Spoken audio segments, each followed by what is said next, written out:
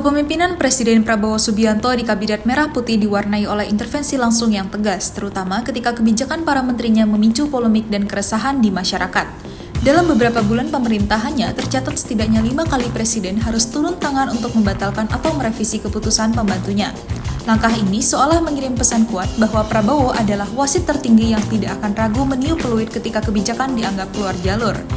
Berikut adalah momen krusial saat Prabowo mengambil alih kemudi dan membatalkan kebijakan kontroversial para menterinya.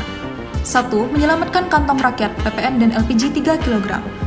Rencana kenaikan PPN dari 11% menjadi 12% pada awal 2025 menimbulkan gejolak di tengah masyarakat. Di tengah tekanan ekonomi, kebijakan ini dinilai memberatkan rakyat.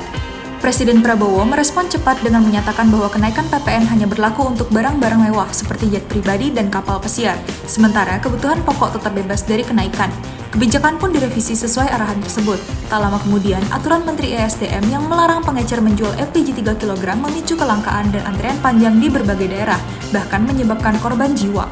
Prabowo kembali turun tangan, membatalkan kebijakan itu setelah memanggil langsung menteri terkait dan meminta solusi distribusi yang lebih baik tanpa menyulitkan rakyat kecil. 2. Dari Raja Ampat hingga Pulau Aceh. Presiden Prabowo menunjukkan kepedulian terhadap lingkungan ketika laporan Greenpeace mengungkap kerusakan akibat tambang nikel di Raja Ampat. Menanggapi desakan publik yang mengusung tagar #SaveRajaAmpat, Prabowo mencabut 4 dari 5 izin usaha pertambangan yang terbukti melanggar aturan lingkungan. Selain itu, konflik administratif antara Aceh dan Sumatera Utara terkait 4 pulau sengketa juga diselesaikan secara tegas oleh Presiden. Dalam rapat daring dari luar negeri, Prabowo memutuskan bahwa keempat pulau tersebut, Mangkir Kecil, Mangkir Besar, Panjang, dan Lipan, secara sah masuk ke wilayah Aceh berdasarkan dokumen sejarah dan data pendukung. 3. Mempercepat nasib abdi negara. Perhatian Prabowo juga tercurah pada nasib para calon aparatur sipil negara.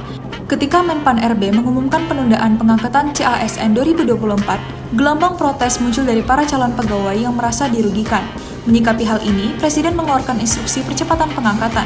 Hasilnya, proses pengangkatan CASN ditetapkan paling lambat Juni 2025 dan PPPK pada Oktober 2025, jauh lebih cepat dari jadwal semula. Langkah ini menunjukkan komitmen Prabowo dalam memastikan kepastian karir dan keadilan bagi para calon abdi negara.